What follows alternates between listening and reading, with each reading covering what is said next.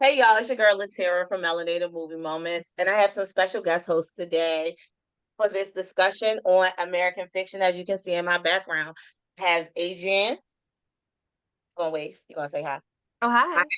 I have Charles, Hello. and I have Jay, who happens to be a co-founder of Melanated Movie Moments and executive producer. So, like I said, today we are talking about American fiction that stars Jeffrey Wright, Tracee Ellis Ross, John Ortiz, Erika Alexander, Leslie Uggams, Adam Brody, Issa Rae, and Sterling K. Brown. So this film premiered at the Toronto International Film Festival in September 2023. It won the People's Choice Award at that festival, and it was originally slated to just be a limited theatrical release, but within a week they decided more people needed to see it, so they put it out there. Just another quick note: American Fiction has been nominated for numerous awards, including Best Picture somewhere. I don't remember what award show. I'm not gonna lie to y'all, but they had Best Actor in a Leading Role for Jeffrey Wright and Best Actor in a Supporting Role for Sterling K. Brown. And it currently has a 94% rating on Rotten Tomato. So now we just going listen. This is about to be a fun conversation between friends. So sit back, relax, and enjoy. Who's gonna kick us off? Go ahead, Adrian. Go No, ahead. I was Choose going to one of let the things. Charles do it because I feel like we only saw this movie because Charles told us to. But I'll say Oh, this. I found, because satire is my favorite movie genre. So I found myself sitting in this theater strapping up for a good ride. The movie theaters have like the wonderful, like the recliners. So I came in, I had my theater snacks, I had my cup, and I was ready to go. But being one of the only Black people in the theater, I was also like, now this is going to be a good time. When are they going to laugh versus when I laugh, and will it be the same? But I'll say this movie is refreshing to me that life is imitating art and art is imitating life. And we're in this interesting cycle of not knowing which one is which. Mm, mm. I definitely did go see the movie because Charles was such a stand for it. Satire is not my jam. Uh, I went to the theater and it was pretty full and it was a mixed crowd. But it was interesting to be watching it amongst the non-melanated people. Um, and particularly, I went to see it at the start of Black History Month. And when I came to sit down, and now in the theaters, we have assigned seats, and the elder white lady had put her bag in my seat. And I was like, not in American fiction at the start of Black History Month. You gonna take my seat? And I was like, just sit in the seat next to it. You don't really want to sit next to her. It's COVID outside. You're wrong. I'm about to say I had the same thing. I saw it because Charles and Reese talked about it. Reese is not here, but shout out to him. Because satire again is not my jam. But also I love Jeffrey Wright. He is one of my favorite actors in the entire world because you go from playing Peoples Hernandez in Shaft and played Martin Luther the King in one of them made for TV movies back in the 1900s. So, look, that's what the Gen Zers say, right? It I mean, is. So it is the 1900s, but still, it's You not mean that. not horse and buggy 1900, but fast cars and freedom 1900. But so since he's one of my favorites, I figured let me go check this out. And I was not disappointed. And to Adrian's point, I was sitting right next to a non-melanated white man, but he got it. He got it. He laughed when the Black people laughed.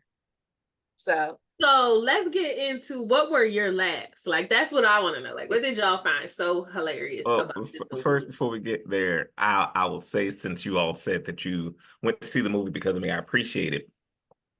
I am a fan of all of the actors in the movie, and the trailer is what got me.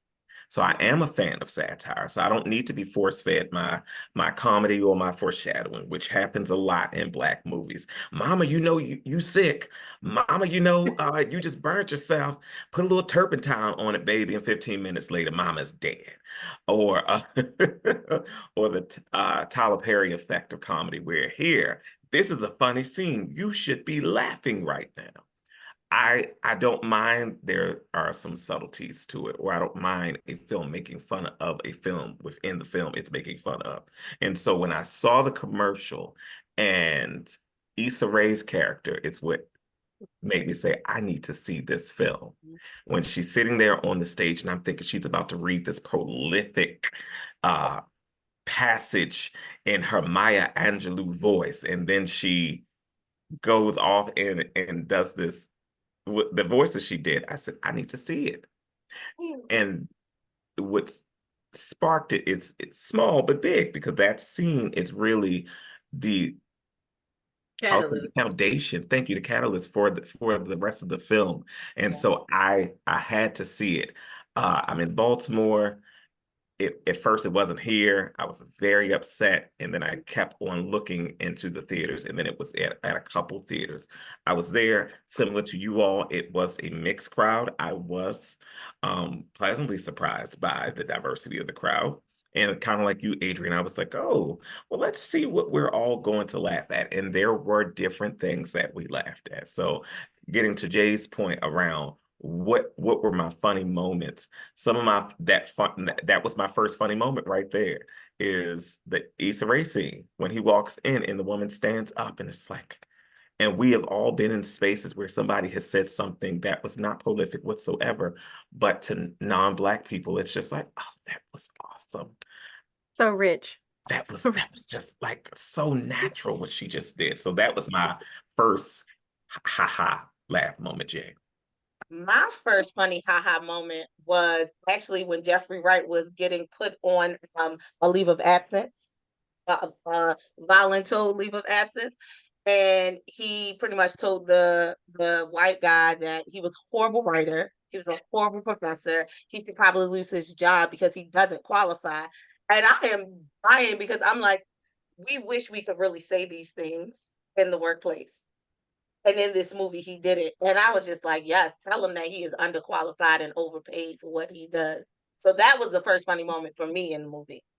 I'll say this though, I think that was part of what I think this movie was so awesome for, was the parts in his real life that they were literally allowing him to explore like the actuality of like the situation he was in. So I thoroughly enjoyed him in that classroom addressing that student and being just like, okay. And he essentially is telling the student, I don't remember the line specifically, but he's telling the student, he's just like, oh, like it wasn't hard for me. Like this You're student talking is literally, because the student's going off. he was using the N-word, and the non-melanated student was very offended, and he was like, if I could get over it, you could get over it. And I was like, and that was my absolute favorite. Like, if this is what this movie is about to do, please strap me in, because I'm gonna hang out for this one. It's gonna be good.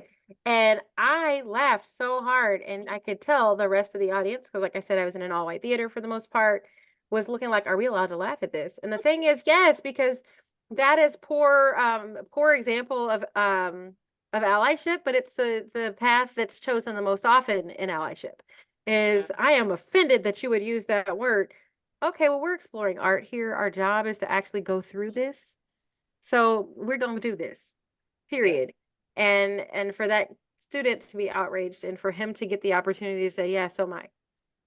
Like, I loved that. it's definitely a lot of haha gem funny moments in the movie. I will say, as the movie progressed, anytime Sterling K came on scene, I was prepared to cackle. Yeah. I am a Sterling K stan, and I don't stand for many people, but he, like, it's all, no matter what movie I see him in, I believe him. I don't feel like he's playing different versions of himself. I believe the character he is portraying on scene. Because it's kind of like, you know, Sylvester Stallone is always going to be Rocky, but Sterling K is always going to be Sterling K. Yeah. I agree. First of all, Ryan Michelle Bethé's husband, okay, because he loved that woman, so I'm gonna call him that right now. Wanted to jump through that screen and smack him for being so good. Like, sir, if I did not know you loved your wife, be like, really? But what I will say is, the way that role was written, it very much was written kind of as a background role, right? If you watch the film, that role seemed to be have written as a passing role. Like you know it's there, but you really don't care about it. but Sterling embodied and just made that role so vibrant that I was just like, was I supposed to be see why he got that award nomination, because I could not take my eyes off of him when he doing the scene. And I was actually excited about his scenes coming up because I just wanted to see what he was going to say next or what he was going to do next, because it was wild. And then it also added to just like, you have to think, and me, of course, as a therapist, I'm like, family dynamics. He played the youngest sibling role just so exceedingly well. And then, you know, you got the eldest child who is like oblivious to the pains of the family, but then you have the eldest only girl and how she is now taking on the caretaker gender role, and the way that they played it out. I also want to fight people because I was not prepared for Tracee's character to die. So like that was not a part of my bingo card. Girl, So I said trigger warning. Spoiler alert. Spoiler alert Spoiler alert. by This this whole time. episode is spoiler alerts. FYI, we are spoiler This alerting. movie has been out over, depending on where your location It is now available on demand, so it's been out long enough. Spoiler alert, but yes. Listen, but that's why I said trigger warning. But you know what though? I'll say this though, on the role of the family dynamics and the things that you wish that you could say and the things that most people don't ever say out loud. That was also the funny thing. Every time they got to meet Erika Alexander's character, they're like, "Oh, at least you're not white," or like, "I'm surprised you're not white." And it's funny because when you're watching it from that perspective, you're looking at it and all you're thinking is like,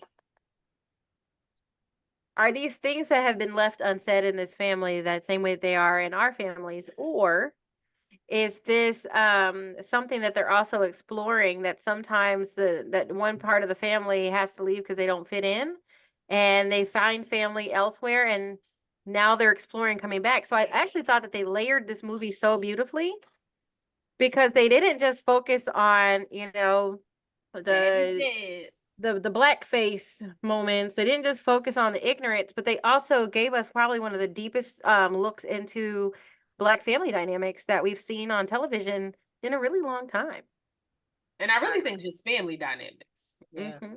And the funniest thing, so the thing that I don't know if most people caught it, you remember when Jeffrey was sitting there with his mom in the nursing home bed, I think that was, and she was like, "You're just like your daddy." And everybody kept saying Jeffrey was just like their dad, but all the while it was Sterling. And I was like, did everybody catch that?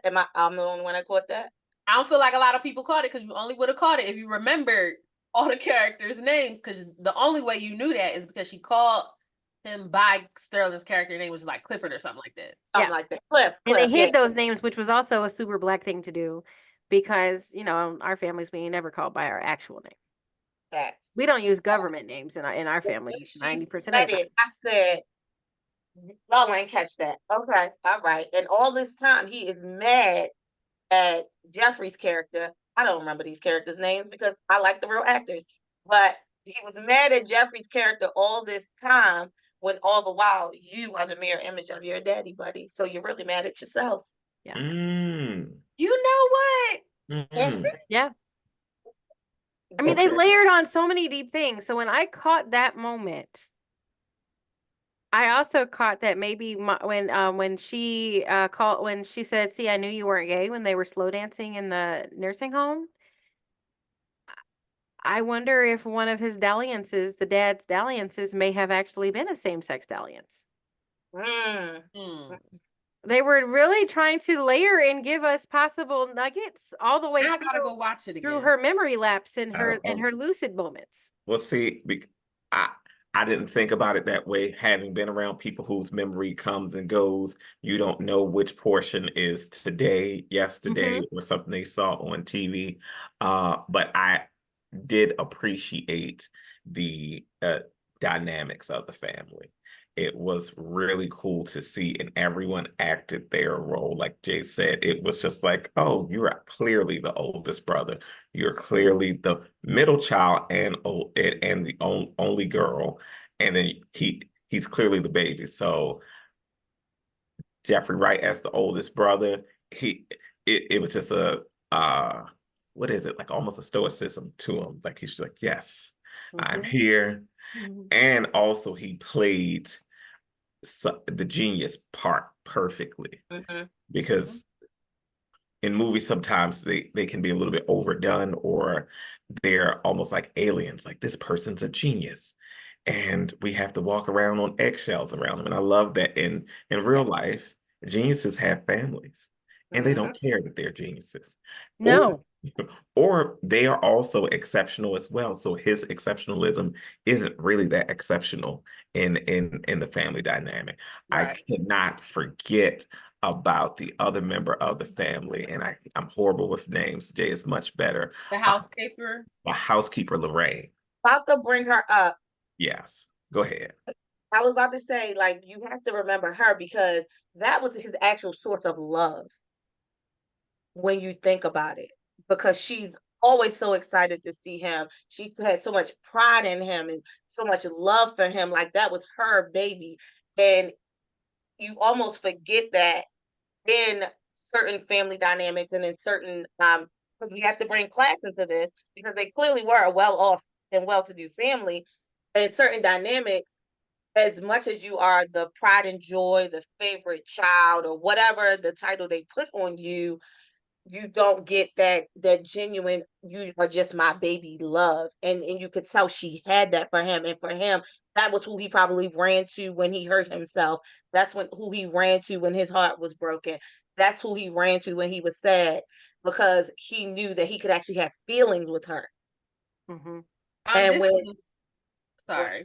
This is a sidebar, but Sterling K's character did not make that little boy put on pants for this woman's wedding, and I just found it so disrespectful. I don't care if we're on the beach, you're gonna put some little pants on and respect Lorraine's wedding, okay?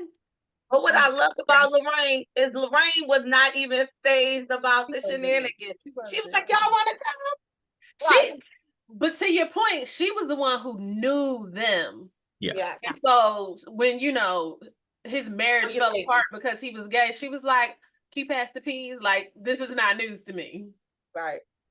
And I think Yeah. that that's what it comes down to is that was another anchoring moment that they chose to tell. So like as the movie goes on and they start choosing like even when you're watching him and going through the writing process and he's choosing, the lines and the way that the story is going to progress, and at other points in the movie when they do the same thing, they keep altering the story so that it's a story that sells. And the thing is, in real life, we don't get the chance to alter our story so that we can have the story that people like. And so while the story of the family is the anchoring story of this movie, the story that sells is the fact that he had to dumb himself down to become a bestseller. And so the story that's tough is we love the Cosby concept. There are so many people who don't believe that the Cosbys are real. The fact that there is a well-off family that lives in Boston, has beachfront property, Yep. has a domestic worker in their home, that has all these other things, and that they can love and that they can live in Mhm. other places, and they all have doctorates. It's not the story that sells. The story that sells is that you had to dumb yourself down to be successful. He had to be Stag Lee. And somebody had to get killed for it to get attention. Yeah. Yeah. And I did don't appreciate that. forget he got charges. He on the run. He on the run. Listen. Yeah. I want to Listen. talk about that. So when we get there, I want to talk about that. We about to transition. We talked about the anchoring of this movie and the family dynamic. So now we're gonna move into him writing this raggedy ass book because, like, he was like, it was like for me, it was like the breakdown of so many feelings. It was jealousy, it was envy, it was rage, it was depression, it was like so many feelings he went through when he heard Issa read that excerpt from her book. And he was so pissed about it that he chose to just do something stupid. What was even funnier was his agent was like, "I'm not selling this bullshit," and then sold the bullshit. And I was like, "Oh, y'all are serious right now." I mean, they did all that just to show you how far you almost have to go, because he didn't have to make up that this man was on the run. He didn't have to make up that he couldn't be interviewed. He didn't have to do any of that. He could have just said that he was sold the book and the author didn't want nothing to do with it. Period. But would But the book no, have because sold? that's not what sells. But Right. also, oh, go ahead, Charles. No, I think that I love that theme from the movie. It is that there are multiple forms of Blackness, and that particularly in the scene with Jeffrey Wright and Issa Rae's characters, where they're talking about how she came up with her book, and it was almost like his disbelief that these people That exist. version of Black existed. That version of Black existed. And to Adrian's point, there are people who disbelieve that there are well-off Black people who have domestic workers who vacation in the vineyards, and everybody has doctorates in their family. And I've heard people say the Cosbys aren't real. I'm like, I've met them in real life. They are very I've, real. I've eaten their charcuterie boards.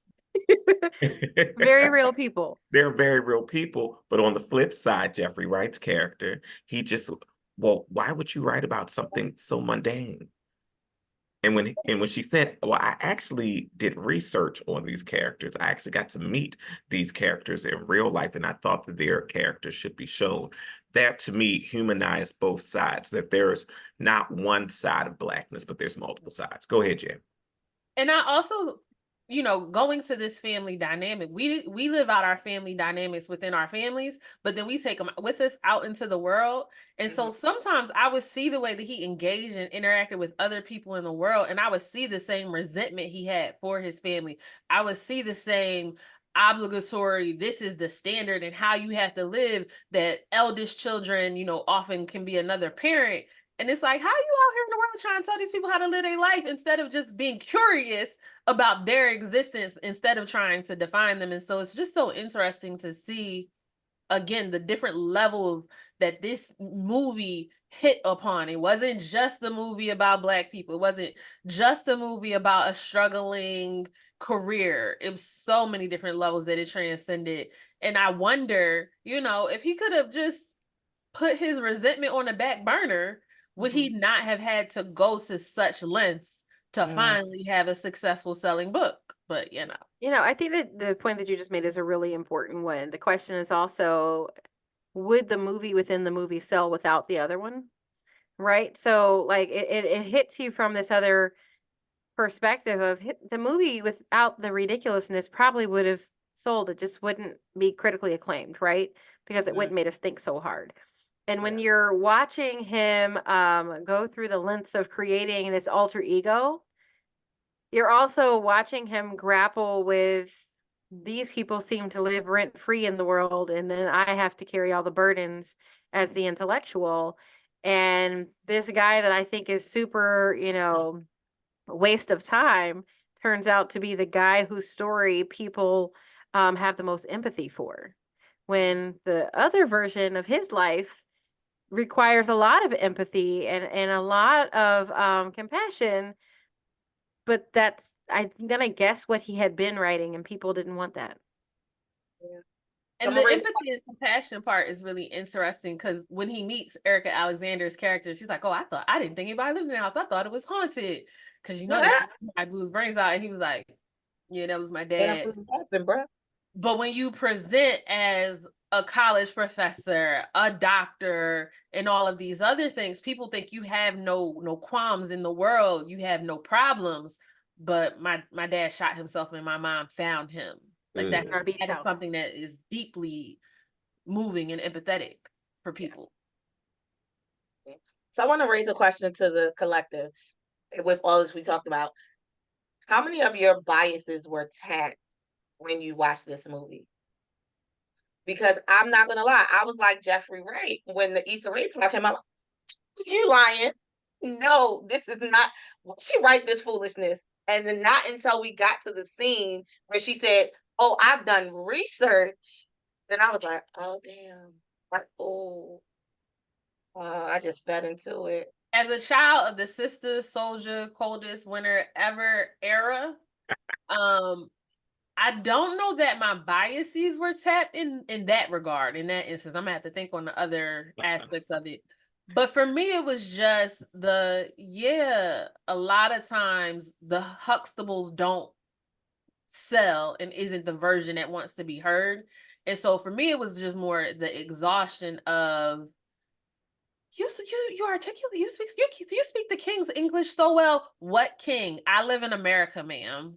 So Right. that it was more my rage than my biases that were tapped in that regard. Honestly. It made me think about, remember the movie, I think it was Bringing Down the House with Queen Latifah and Steve Martin. And there's a scene where she code switches and he says, well, why don't you do that all the time? And she goes into this monologue about why should she? And she shouldn't have to. And that's what that theme that kept on coming back to me in that movie is him not seeing the humanity in people, particularly Black people, from the other side of the tracks. Also, him not understanding because that wasn't his lived experience. Like he literally, there would be no way for him to understand that experience because he did not live it. And also, some of the things that I would wrestle with myself is because I do not have that lived experience coming from a working class background. When he said, Lorraine, well, she's like family. And I always wrestle with that when I see that in movies or hear that in movies because I'm like, how is your servant your family? Yeah. And would you even fraternize with this woman who is basically in a different caste system than yourself in real life? Well, not in real life, but in your outside lives. But she was the one who, as stated earlier, she saw them all.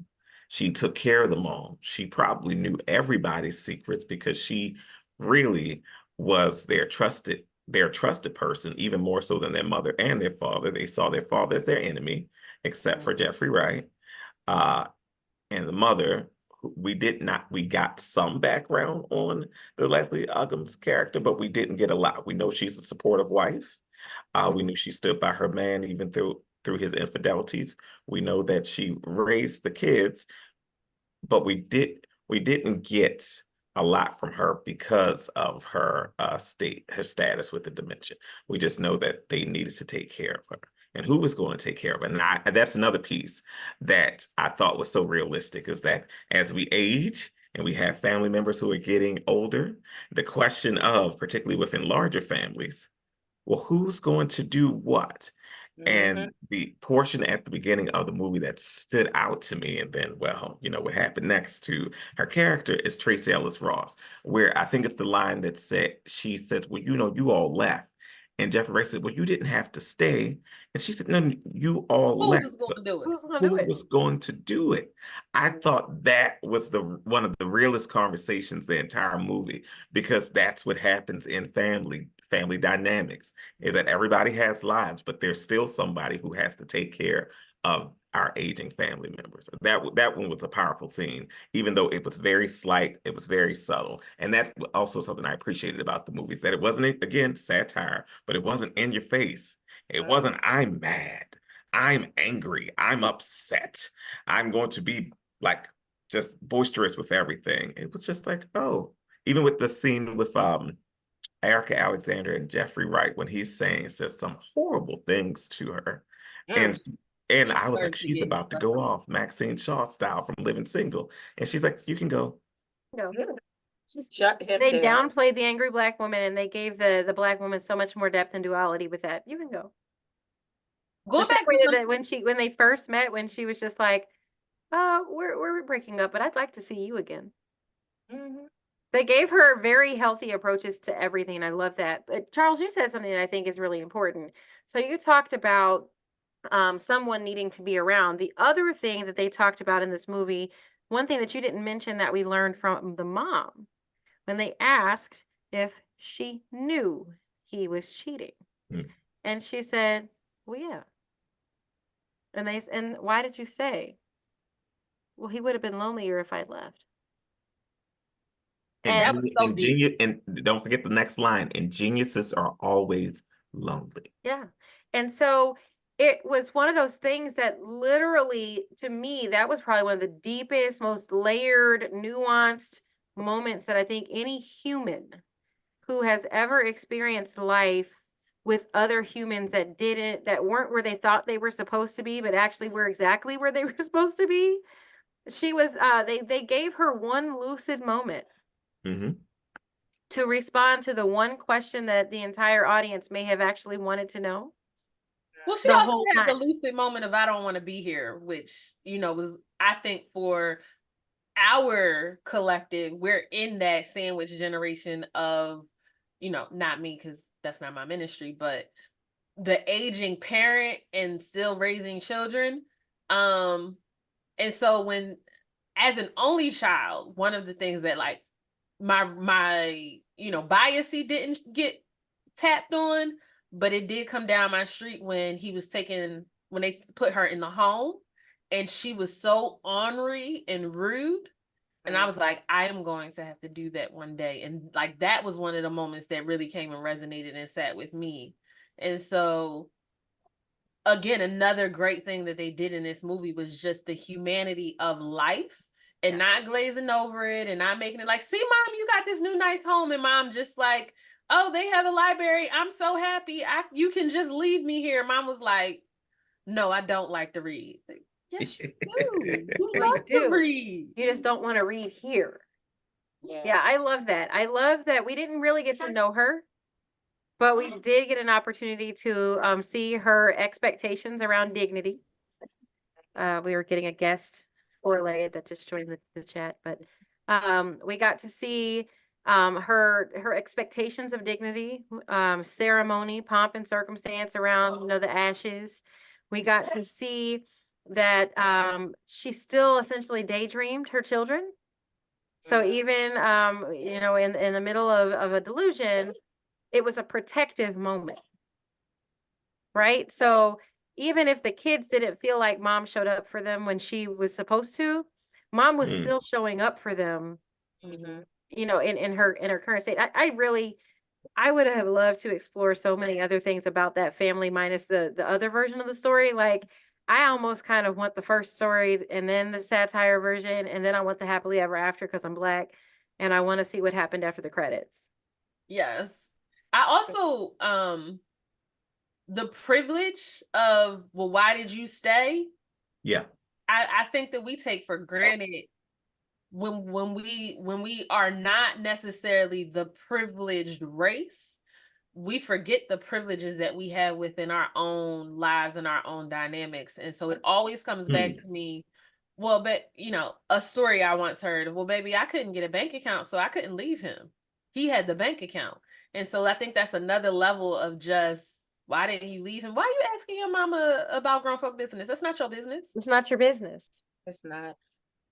And then I want to like jump into relationship, specifically the relationship between Jeffrey's character and Erika Wright, Maxine Shaw, attorney at law, because we're gonna always love her. This will be Erika Alexander's stand account forever because she is amazing and she has always been who she has been.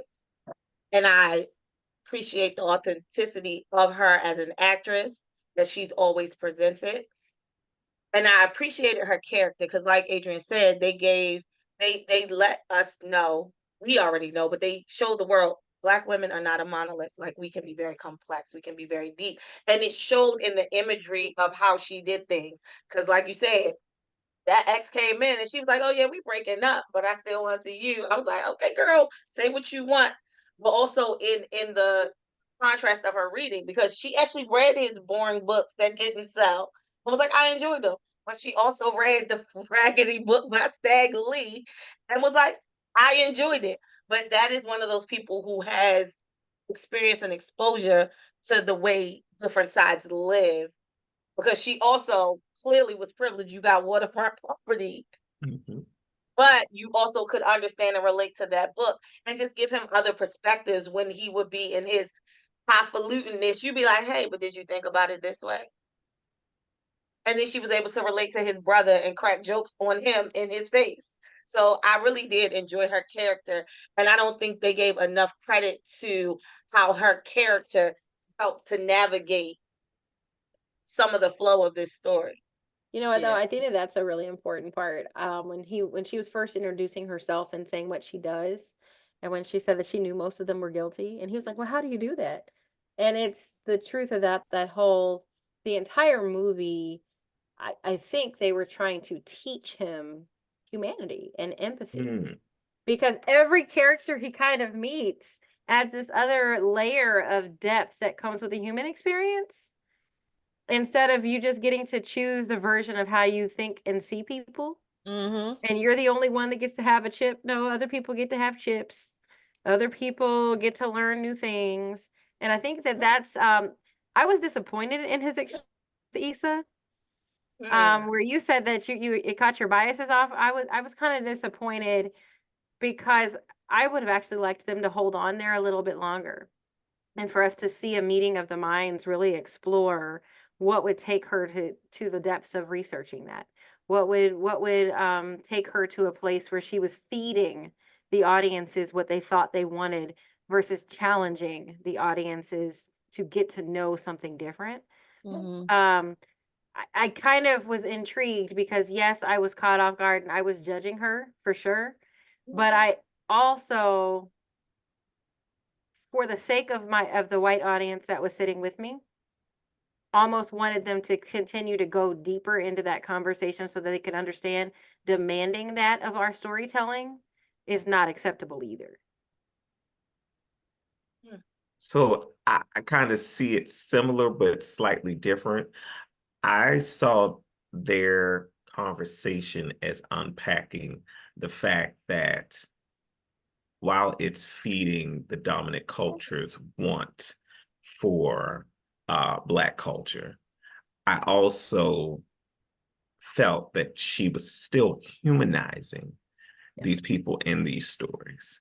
Like we hear the story of the drug addicted ... or the young mother she's a teenager, but she has 3 kids, and it's just like, oh, this is salacious. But these are still humans. These are still humans, and this is why I appreciate all of the stories of Blackness. I say this all the time. I want the Ava DuVernay, but I do want the Tyler Perry. I want the Spike Lee, but I also want an up-and-coming Tubi director who who is telling a story, because there's so many Black stories to be told, and there's not just one. And that's what I got from that. And also, you brought up, what was the book you brought up, Jay? Coldest Winter Ever. Like that is considered a hood classic, but it's a hood classic because of who wrote it. Because if it was showcasing a Italian family, we would call that The Godfather.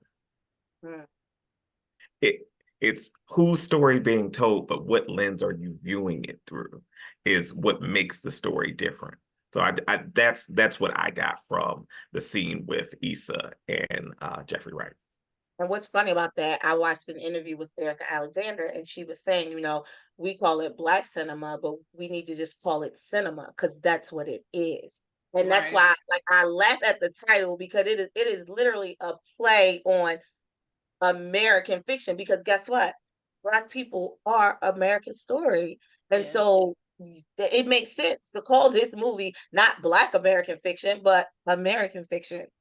Yeah, it's pushing progress, but I can also say that it feels like Black cinema moves on probably 20 years from now. It's still too late, but like if you look at look at the Grammys and their categories for music, it was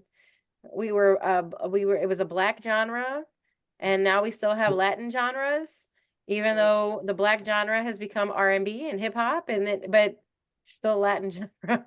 So we still haven't necessarily inched our way away from that, and we're working on it. But I think it's movies like this one that I'm sure in the jurist conversations at the film festivals, some people had to look themselves in the mirror as a past jurist for a film festival.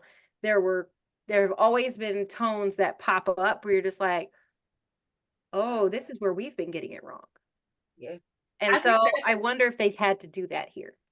that part is interesting for me because not that long before I went to see the movie, I watched the documentary about Tyler Perry. Yeah. And I feel like this movie was the movie rendition of Tyler Perry versus media movie when he was coming up.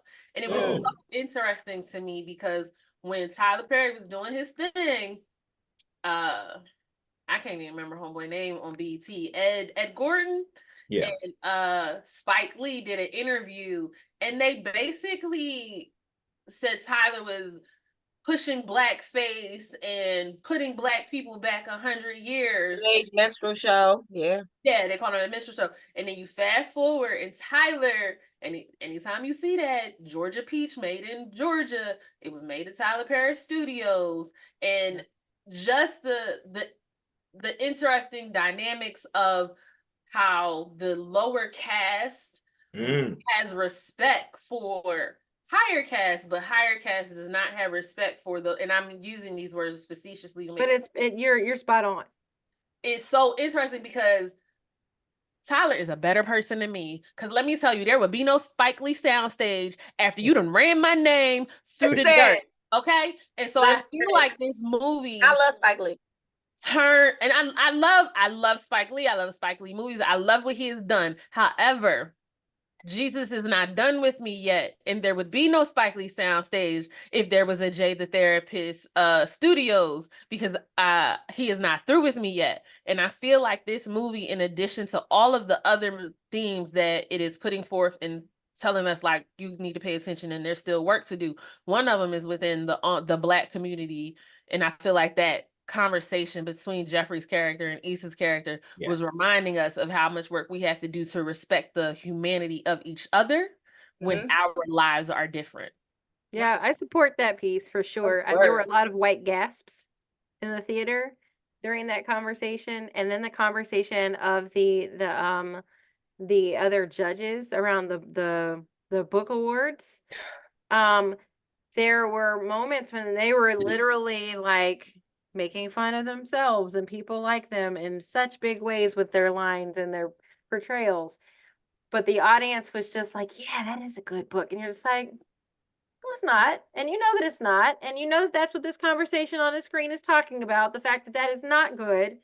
And you all have also said you're only going to read 100 pages. You're not going to read the whole thing, and that you're going to judge it based off of these other things. Oh, and oops, now we've got a diversity entry at the last minute that looks very provocative. And we're going to just narrow it down to this one, even though it's the most ignorant piece of writing, even, ever printed in book form. And in the scene where they say, well, we need to highlight Black voices, whilst literally silencing the two Black voices in the scene with what was three white people. Two white men and a white lady. Thank you. And they said, we need to highlight Black voices. When the two Black voices say, yeah, I don't think this needs to be here. I thought that was a perfect representation of Blackness in corporate culture. Of being asked a question around the people that you represent, and then that being dismissed after you answer that question. Yeah, I don't think that will work for this population. Or, ooh, no, generally, a Black populations don't really gravitate to this, but we're going to do it anyway. Well, and I think that to me also hit this other really interesting kind of a nerve for me. You're saying this is exactly how it happens in a white workplace. I was also looking at it from the perspective of, did they get chosen because they were the path of least resistance? Did they get chosen as tokens? Did they get chosen because they needed the exposure? And the exposure was the reason that you were going to subject them to 80 plus hours of free labor. Like, what was happening with the way that they put that pool together and what they were essentially asking them to do? Even when you asked this person who is an amazing writer, and he says, I don't think we should include it. And they're like, we're going to include it anyway. And the number of times that Jeffrey's character agreed with Issa and he had to humble himself, I was like, that's right. That's right. You made judgments about this woman. Let them go. Yeah, he Yes. he there was a prejudice there that that's what I think Issa Rae is not talked about enough in this film. She is not.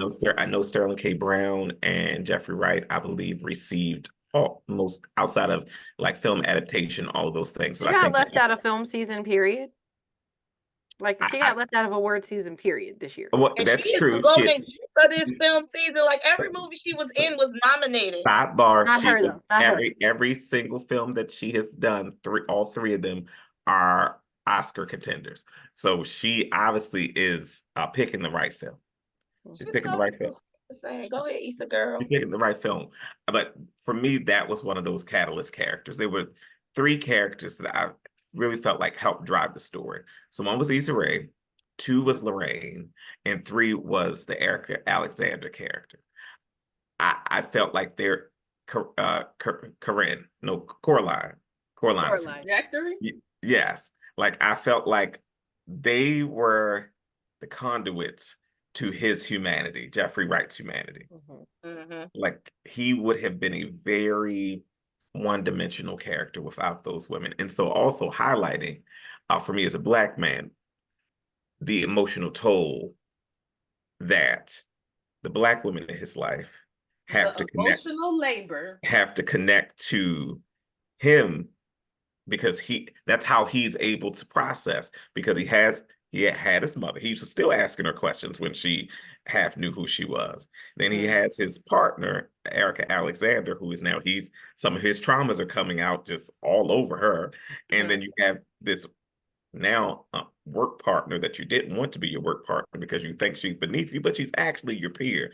And all of these things helped him grow in knowledge. And then Lorraine, who is just literally the embodiment of love. Yeah. And I just want to shout her out and give her name. Her name is Myra Lucretia Taylor. I probably said your middle name wrong, girl. I'm sorry. But just wanted to make sure we said her actual name because we said everybody else's name. So I want you to be highlighted too. Myra. So Miss Myra, an interesting thing, very quickly, just want to make a very quick connection, then I'll hand it back to Jay.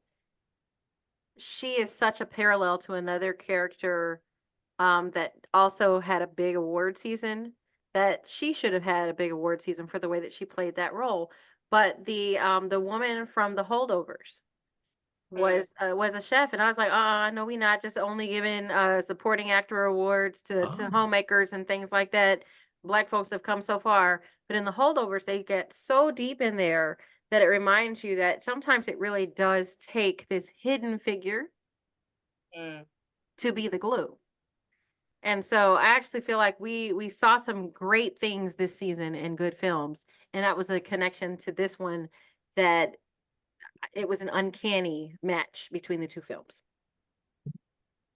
I was just gonna say that, going back to what I loved about Erika Alexander's character, was that confidence that I feel like a lot of times Black women aren't allowed to have in the world, and that she was not willing to do the labor of others. Because even with the brother, like, she wasn't excusing his behavior. She also wasn't willing to help him work through it. You know, it was like, that's not okay. You want a cocktail? Right. I also feel like she did a really good job at, you don't have a relationship with this dude, but that means that we're both starting from zero with your brother. So let's just hang out, okay? Okay. Yeah. Again, I'm not doing neither one of y'all emotional labor, you or your brothers. I am going to be a safe space, though, for you to do the labor yourself. Yeah. Which I think sometimes is a novel idea. Like, I got to do the emotional labor myself. You're not just going to tell me? No easy button. Which takes away the not magical Negro trope, but the almost mammy or mythological all-knowing Black woman. Even though someone could say, well, that kind of is the Lorraine character, but still not, because there was humanity around her, because we saw in the one scene with her and Jeffrey Wright when he hands her the apron and he said, "You don't want to take this with you," as she's leaving because she quit, and she had a man and she got married, and I always hated that color. she had a full human experience, which we don't get to see often with people who are playing, quote The unquote, help. the help. What did she say, Adrian? I've always hated that color. It was just the one your dad purchased. It's the It was one just the one your dad bought. I never, and so that to me, because we always, for the last 100 years of film, we see the happy-go-lucky help or maid until you got Florence on the Jeffersons. Yes. And then she finally was saying the things that we know anybody who's in that space who has to clean up to somebody else. I don't want to be here. Yeah. But you know what though? You brought up the magical Negro. Tracee Ellis Ross's character came close to getting to portray the magical Negro, and they killed her off. She was trying to save the whole family, right? Like she was trying to make it all just happen, make it all go away, bring it all back together, and then it took her out, so that we didn't even have to like lean on her as the character that was going to bring the shine. No, she's gone. Being the magical Negro will kill you. Yes. Message. Exactly what you said. That is the message. That may be the next movie that we have to review. Hint, hint. You ain't wrong. And so as we wrap this up, let's talk about how the movie ended. Because Adrian wanted a fairy tale. I do not like it. I return to sender. Okay. Out of the endings, I had a preferred I had a preference, but I absolutely adored the fact that what I had been thinking the whole time was one of the options, which was the only reason that his agent, the publishing house, the filmmaking crew, all those people decided to buy in on this movie was so that they could be a part of the capture of a criminal. Like there was the fact that was one of the endings I adored. I also love that they showed us that trying to show us happily ever after is not something that sells for Black people, and that murder and taking someone out is the only way that it works, and that even when you are a winner, you can still be killed as a Black man in America. They gave us so many things to work with in the end. I'm about to hit y'all with it. I'm about to drop it on y'all. Y'all ready for this one? Okay. Did anybody else catch the symbolism of Malcolm X? Yes. Okay. I wasn't sure if that was on purpose, or I would love to understand the director's point of view of why would he reenact the scene from Malcolm X, from the X movie from 20 plus years ago, 25 years ago. I'm like, what? I wanted to understand that a little bit better. Like, what was the symbolism behind that? But I did catch it. I'm gonna have to tag him and ask him. Yeah, he might respond. He might, but yeah, I definitely thought that was like y'all caught that? Y'all caught that? I mean, I caught it from the perspective of no matter how great you are, there's always going to be someone there to take you out. And I think that from the Black educated version of the film, so that the Cosby realists of the world are going to be looking at it, nodding their head, saying, "Yeah, that's exactly what happens." And then the enlightened white folks that were sitting in the theater with me are going to be like, "Oh my gosh, it's just so sad that even as an educated and talented Black man in America, there's still always someone there. What can we do about that?" So, to choose your own adventure. You get to rewrite, the way that you deal with people. I will say this movie being put out into the world for the mass consumption of all the melanin, it does. Maybe I need to go to therapy for my rage. Because it also did irritate. Like, it irritates me that you get to like live in your little white privileged bubble, that all of this is like, oh my God, I can't believe that happened. And it's like, this is my life that I live every day. And I am not a Bachelor fan, but this story has come so far into the mainstream where the Canadian Bachelor in Paradise, the couple who decided to get married, one of them, it's a white man and a Black woman. The Black woman goes to get her wedding dress. They tell her, oh, nude is free, but if you want the skin tone, the material that matches your skin tone, it's an upcharge. She goes home and tells her, husband to be, and he is enraged. Like, and he says in his viral TikTok, why is it free to be white? Why is it free to be my skin color? And I bless their hearts, I wish them a long, happy, prosperous marriage. I would not be able to marry him because the fact that you don't see my existence, you don't understand. Like, be mad for me, baby. Be mad for me and go out in this world and burn the world down because they out here treating your baby unjustly. The fact that you don't recognize that this is just a part of life. Like, Band-Aids ain't my color. Shoes don't come in my nude. That's not true no more. They made Band-Aids our color. They expensive now. And the Band-Aids and the shoes do, but the fact that like this is novel information, and so I think that there were a lot of parts of this movie that were novel information for some people, and that burn my biscuits, and I'll talk about it next week in therapy. But I think that was actually probably one of the biggest points of how and why they made this movie, so that they could have conversations like this one pop up, and hopefully in mixed company. I can foresee this playing out in quite a few liberal arts courses and college campuses across the country. Yes. As sparks of discussion and places where folks in public affairs and education and the social sciences can hang out and say, what is it that we owe the world in the change that we create and the legacies that we leave, right? Like, it almost is kind of like you watch this movie, you're like, oh, this is icky. But there is a part that we play. Yeah. And going back to an American classic.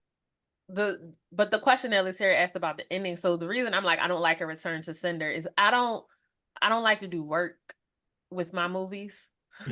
So I'm a kid of the 80s, I got boxcar series. I chose my own endings. I don't go to the movies to choose my own ending. Tell me how this movie ends so I can have resolution and peace in my soul and go back out into the world and live my life. Like, that's where I put my work in. And so these alternate endings, I was like, well, pick one. Tell me which one. Were you hoping that they were going to play hopeful at the end and that you were going to see the write-ups on what happened with each person? Yes. Give me documentary style, his next book did exceptionally well. Erika lived happily ever after in her beach house. Mama passed away in her sleep on a Sunday 3 years from now. Yes, tell me those things. Don't just... I don't mind it because in my mind, I can make up the happy ending.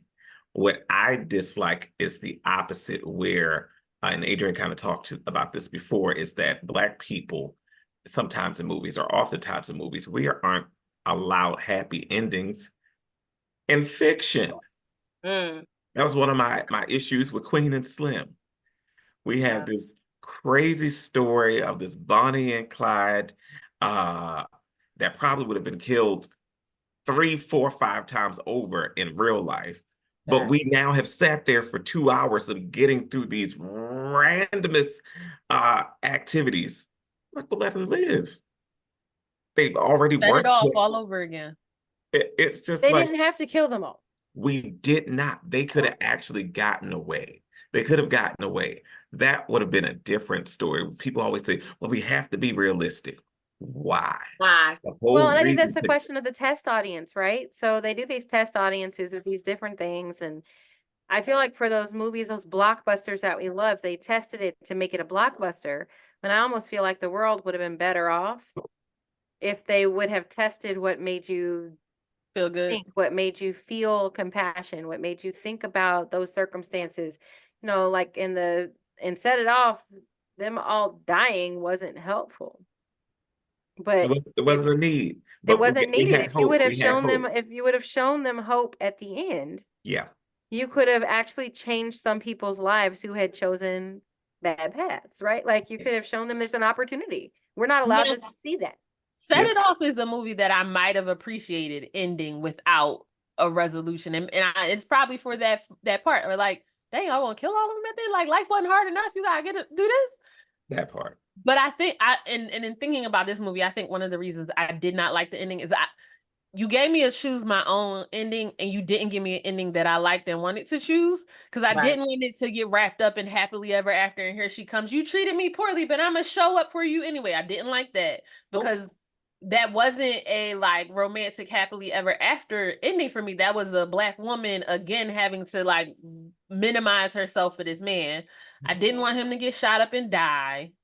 I forget what the other one was, but I didn't like any of the I would endings. have kind of enjoyed an after the movie blooper of them of the police not shooting him, but them like doing all these interrogations to find out you you made it all up. Like that could have actually been very funny for me. That would have worked. I would have That you were trolled. I would have liked the ending where he just went back to his regular life, like where they showed the start of the next semester and him and that kid. That would have been an ending for me where it's like there's a lot of ambiguity, and it's very ambiguous, but ambiguity. I know how to say it, There you but go. it would have still been an ambiguous ending because it would have been like, all right, well, like what happened between him, you know, him walking up to the award and then him being able to return to the classroom. There's a lot of things that would have had to happen in there, and they would not have told me, but I would have been okay with them just being like, and then next year he was back. Would you have been amenable to him and Issa starting their own literary award? That would have been funny. That's cute, but no, I don't like that ending either. What about if I like what about like if the that when text it's not. messages to Erika Alexander would have resulted in when you're done doing your work, you call me then? I'm here for all of the endings. I like an open ending because then I can create my own. I've created that he has gone through therapy and worked through his issues. Him and Eric Alexander get married. They live happily, rich ever after, and Black and happy in the vineyards during the summertime. I created in my mind that his next book was actually accepted for who he was, because now he had gained a new audience that was going to rock with him because he gave them the space to actually see another piece of him. I think about something that Toni Morrison said where I can't remember who the person who asked her the question was, Charlie Rose or someone like I know what you're talking about. And she said something to the fact of she trusts her audience. And she will not dumb down her work for her audience. And that is something that they tackle in the movie that I've always wrestled with, is the line between making something palpable to your audience, but not dumbing yourself down. And where she said, I don't dumb myself down for my audience, because he said something like, you're not Alice Walker. You're not Maya Angelou. And she said, both of them are my friends. I'm neither one of them. I do what I do, and I refuse to dumb it down for my audience. So in my fictitious made up mind, he does not have to do another My Pathology. He could go back to his world, but he now has a new understanding of, you know what, let me actually give this some breath, and I can still have these complex things, but also now I have a new audience that's going to rock with me in my complexity. Does he have a new audience? Because that audience was following Stag Lee. They were not following. But see, like I would have actually really enjoyed for him to keep the anonymity and to have that as a creative outlet, to always be able to write as Stag Lee, but to also keep writing as the other, and for nobody to know. It's kind of like he would just get to hang out in his alter ego while he was exploring his Blackness, right? Like there is a piece of me that did not want him to get up from that table. Okay. I did not. I did not. I did. I wanted him. I I wanted him to get up, and I wanted him to your point, Adrian. I actually did want him to be able to continue as Stag Lee. Who is it who would write by a pseudonym, but everybody knew who she was? Anne Rice. She has books out there that are just nasty. I mean, it's like the author of the Harry Potter book. She's got nasty. I don't remember what her literature pseudonym is, but the Taming of Beauty, because we all know the story, the Disney stories. You get kissed by a prince and you live happily ever after. But what if the prince is a sadist into BDSM, and then you have to live with him? You know, it's kind of like when Judy Blume switched to writing things for older people and it just didn't work too well for her. I wish that like it was okay for us to say authors go author. Yes. Can we just leave them there? And I think that's another kind of a thing. Black people gonna black people. They gonna get to live different phases of their world, and they're gonna evolve as they evolve, just like regular humans do. We've got to allow the exploration of humanity to happen for everybody. And this takes back to Latira's point about American fiction. It's just American fiction. It's not Black fiction. It's American fiction. We get an opportunity to explore and evolve. I did want him to stand up, but I wanted him to stand up. Everybody look at him and he'd be like, "Oh, I'm just going to the bathroom." Like that's what I wanted. Like I needed something like that to happen. But I'm kind of with Jay. Like I was like, I wish that more people in the theater had vocally expressed their disgust with that filmmaker as they were oh, going through those alternate endings. Like it was me saying, "Oh, here he goes." Like I'm the only person in the theater doing the "Oh, here he goes." Yeah. Didn't And he then wasn't violent enough? when he left to get in the car with his brother and the black man who's playing like the slave for whatever movie that they were doing, Yeah, the yeah. plantation thing. Plantation And annihilation. yes, that moment I was like, y'all play too much. I like that. Now that was a moment of the dichotomy that I was like, yep, it's all of this. It's all of this. All of it. I took that also as some symbolism of that. No matter what, we still in that same plantation. Mm. That was my moment. Yes, Y'all always gonna see these Negroes as I appreciated it. but that's a whole other podcast review there. So any final thoughts? If you haven't seen the movie, you got to see the movie, and you need to Yes. see yourself in the movie. So find a character that you relate to, and one that you might have to challenge yourself to be like. Jay. All is well with my soul. All right. Support Black films. This between American Fiction, Origin by Ava DuVernay, and The Book of Clarence. There's always this call around, we don't have enough representation of Black people. Are they doing another slave movie? Well, you have 3 films that have nothing to do with those topics. So go see it in the movie theater, go rent it online, support Black art. Well, they said everything. But yeah, thank y'all for being here today and having this discussion with me about American fiction. I might bring them back, y'all. This was fun. But like y'all said, support Black cinema, which is American cinema. And like you Support said, Black people making art.